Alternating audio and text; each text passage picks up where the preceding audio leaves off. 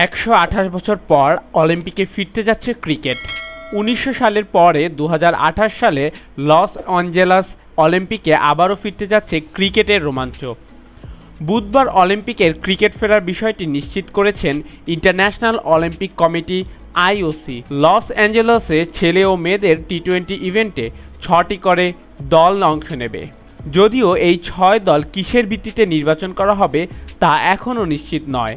আন্তর্জাতিক ক্রিকেটের নিয়ন্ত্রণ সংস্থা আইসিসি তাদের অধীনে মোট 94টি দেশ সহযোগী হিসেবে আছে, আর 12টি দেশ পূর্ণ সদস্য।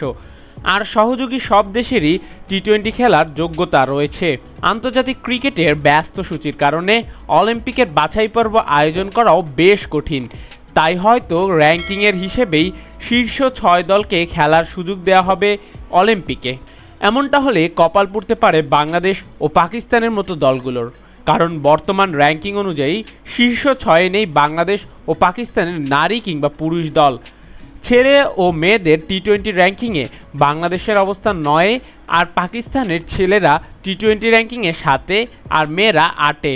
যদি র্যাঙ্কিং অনুযায়ী দল বাছাই করা হয় তবে এর আগেই নির্দিষ্ট সময়সীমা বেঁধে দেবে আইসিসি।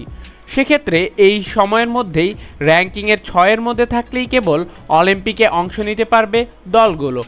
যদিও এই বিষয়ে এখনও আনুষ্ঠানিকভাবে কিছুই জানায়নি আইসিসি বা অলিম্পিক কমিটি। তবে এক্ষেত্রে বিপত্তি আছে, যেহেতু যুক্তরাষ্ট্র অলিম্পিকের আয়োজক দেশ, তারা সরাসরি অংশগ্রহণের সুযোগ পেতে পারে। এক্ষেত্রে র্যাঙ্কিংয়ে সেরা 5 দলকে দেখা যেতে পারে অলিম্পিকে। দেখার জন্য অসংখ্য ধন্যবাদ। নিত্য নতুন এমন ভিডিও পেতে হলে আমাদের চ্যানেলের সঙ্গেই থাকুন, সাবস্ক্রাইব করুন, ভালো লাগলে অবশ্যই লাইক করুন। ভিডিও সম্পর্কে যে কোনো মন্তব্য করতে পারেন আমাদের কমেন্ট বক্সে। ধন্যবাদ।